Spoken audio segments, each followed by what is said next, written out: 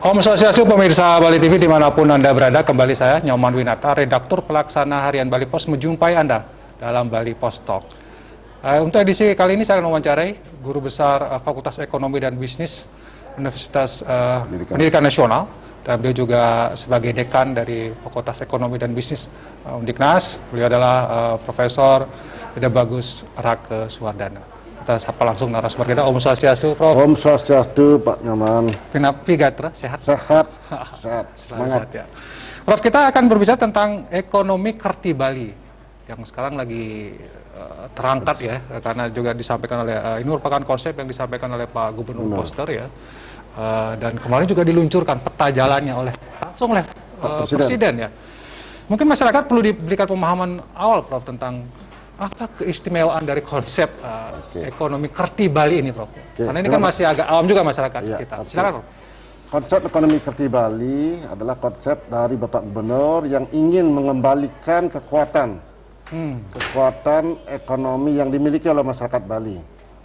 Karena dulu kita punya yang disebut dengan pertanian, disebut dengan kelautan dan perikanan, IKM, UMKM, dan itu adalah keunggulan-keunggulan di masa lalu yang sempat dalam tanda petik terabaikan atau juga tidak dimaksimalkan ketika pariwisata mendominasi sektor ekonomi Bali. Dan itu Pak Gubernur mencoba di situasi seperti sekarang ini loh, kenapa kita tidak kembali ke sektor itu. Dan ini bisa karena apa? Karena masyarakat Bali sudah dalam tanda petik sudah menguasai sebenarnya hal itu, cuma tertinggal dan pada saat lalu tidak dimaksimalkan, tidak dioptimalkan dalam penanganannya.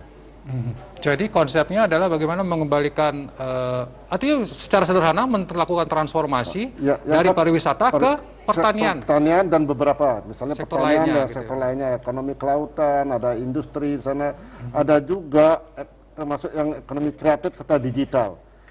Karena itu potensi itu sudah ada sebenarnya dan dimiliki oleh masyarakat Bali, cuma tidak optimal. Ya. Kalau kita bicara tentang pertanian, Prof, ini juga ya cukup sering juga kita dengar ya sebelum-sebelumnya bagaimana pariwisata ini sangat rapuh gitu ya. Pandemi mengajarkan kita itu membuktikan itu. Kemudian kembalilah ke pertanian. Tapi ini bukan sejak pandemi, dari dulu juga sudah gitu. Ya. Ada yang mengatakan, apakah kita mungkin kembali ke sektor pertanian atau sektor-sektor yang sangat mungkin, tapi ada juga asumsi, tergantung dari bagaimana kebijakan anggaran untuk pemerintah. Lalu bagaimana mengubah mindset masyarakat kita, itu yang penting. Karena jelas pariwisata sekarang ini sangat rentan. Nah, dengan kerentanan itu harus berpikir kita, jangan sampai tergantung pada sektor ini, kan gitu. Nah, problemnya adalah masyarakat kita mungkin saja agak kesulitan untuk menggeser mindset itu. Maka perlu berbagai kebijakan, berbagai program-program yang tentu sebagai pendorongnya, triggernya adalah pemerintah. Di sini adalah pentingnya politik anggaran, lalu stakeholder yang lain harus ikut serta di dalamnya. Pemerintah pusat tidak boleh tinggal diam. Dalam hal ini tentu juga di yang lain, pihak-pihak lain, seperti misalnya lembaga keuangan, tentu harus juga berpartisipasi agar bisa juga jalan programnya, konsep pembangunannya dari Pak Gubernur ini. Mungkin Prof sebagai akademisi sudah membaca ya sedikit mendalam tentang ekonomi Kerti Bali ini. Pertanyaan saya sederhana saja, Prof. Mungkin tidak ini dilaksanakan? Kalau menurut Prof dari seorang akademisi, kajian akademiknya kita kan lakukan. Sangat mungkin, tapi dengan asumsi. Saya katakan tadi, asumsinya apa? Tentu adalah berbagai kebijakan. Kalau asumsi itu dengan syarat-syarat tertentu gitu. Itu hanya asumsi itu kalau itu tidak jalan maka tidak jalan. Itu namanya asumsi dalam ilmiah. Dan misalkan politik anggaran, kalau tidak ada politik anggaran bergeser ke arah yang 6 ini di luar pariwisata, ya tidak ada jalan kan gitu. Kebijakan-kebijakan di tingkat pelaksana OPD itu harus juga jalan. Program-program mereka harus jalan semua. Dan asumsi adalah masyarakat mau mengikuti program konsep pembangunan kita ini. Mulai dari anggaran tadi, Prof. Selama ini ada juga yang mengatakan pertanian, tapi katanya anggarannya masih sedikit. Apakah Prof juga melihat itu? Iya, yang lalu iya. Anggarannya makanya tadi saya katakan memang belum optimal di masa lalu. Terlebih lagi, kalau saya melihat ekonomi Kerti Bali ini dari konsepnya Bapak Gubernur itu, saya sudah membaca secara detail, termasuk juga matrik-matrik yang harus dilakukan. Namun tentu ada kekurangannya. Kekurangannya adalah belum ada kelihatan di sana output dan outcome-nya.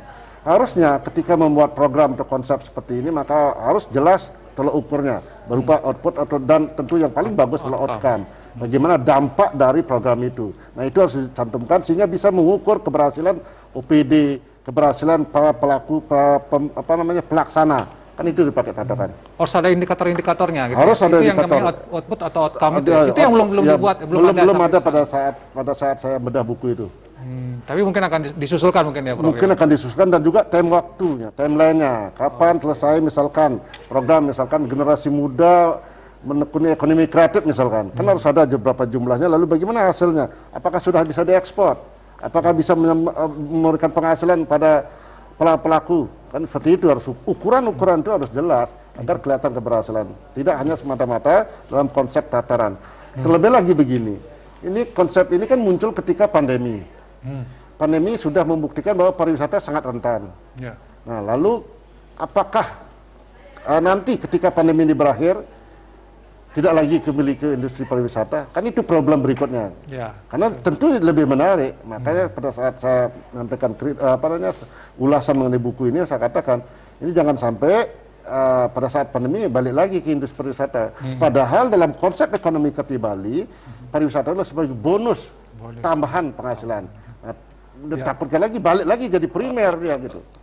Biasanya begitu ya, Prof ya, karena Biasa begitu. sekarang kan pandemi, pariwisata anjlok gitu ya. Tapi nanti ketika normal lagi pariwisata bangkit. Uangnya besar, orang nggak lagi ke pertanian, tapi kembali lagi ke pariwisata. Makanya pertaniannya sekarang tidak pertanian seperti dulu lagi, kan harus ada konsep yang berubah. Kita mengenal ada namanya petani muda keren misalkan seperti itu, yang bagaimana memadukan teknologi di dalamnya. Bagaimana apa yang harus ditanam, apa yang harus dipasarkan, lalu bagaimana cara pembudidayaan. Saya melihat di visual dan di film jadi videonya itu misalkan dia menyiram, tidak lagi menggunakan pakai yang kumuh-kumuh itu, semua pakai aplikasi Ya, itu. Kalau itu misalnya jalan saja dan itu bisa menarik anak-anak muda kita, maka akan terjadi perubahan. Oke. Prof, sedikit mungkin agak menyimpang sedikit ya, tapi mungkin Prof juga punya pandangan tersendiri. Ini berkaitan dengan politik, katakan begitu, karena kan Bali ini kan 9 kabupaten kota, Prof ya. Sementara gubernur itu kan dalam tanda kutip di undang-undang kan hanya administratif sebenarnya gitu lah. Apakah mungkin mengkondisikan ekonomi kreatif Bali dalam tatanan otonominya ada di tingkat kabupaten kota, Prof. Nah, itu bagaimana harus menyiasati itu, Prof? Ya, itu problem berikutnya yang harus dicikapi ya. Karena begini, syukurnya di Bali kan Pak Gubernur ini adalah seorang ketua partai yang berkuasa kan itu. Mungkin Bali itu dengan kekuatan itu bisa mendorong pemerintah di tingkat 2 kabupaten kota untuk dalam mengikuti program yang di atas. Karena kalaupun misalkan programnya provinsi ini dibuat konsep sebagus mungkin, kalau tidak didukung oleh kabupaten kota juga tidak ada gunanya kan gitu. Meskipun OPD tingkat 1 dilaksanakan, tapi kalau tidak didukung oleh pemerintah kabupaten kota, maka tentu tidak jalan sebagaimana mestinya. Hanya setengah-setengah saja, atau bahkan mungkin bisa jadi gagal. Jadi ini harus ada pendekatan politik juga yang mesti dilakukan. Pendekatan politik dan kolaborasi serta program yang terintegrasi. Tidak bisa terpisah, tidak bisa parsial. Ini harus satu visi, satu pandangan bahwa Bali ini harus mengalami perubahan menjadi Bali era baru. Oke, tadi Prof mengatakan ini mungkin asalkan ada asumsi terpenuhi. Asumsi itu banyak, ya beberapa, salah satunya misalkan harus didukung oleh masyarakat, harus juga ada program pemihakan anggaran. Tapi ada satu hal yang menarik juga, Prof, tentang mindset masyarakat. Nah, ini yang kan agak susah juga masyarakat Bali dirubah. Apakah perlu program-program khusus yang harus dilakukan? Atau seperti apa? Ya, tentu untuk mengubah mindset itu ada proses waktunya. Proses waktu itu apakah bisa cepat atau lambat, itu tergantung dari bagaimana program itu disosialisasikan dengan cepat. Dan tentu harus paling penting adalah tim komunikasi harus bagus ini Pak Man.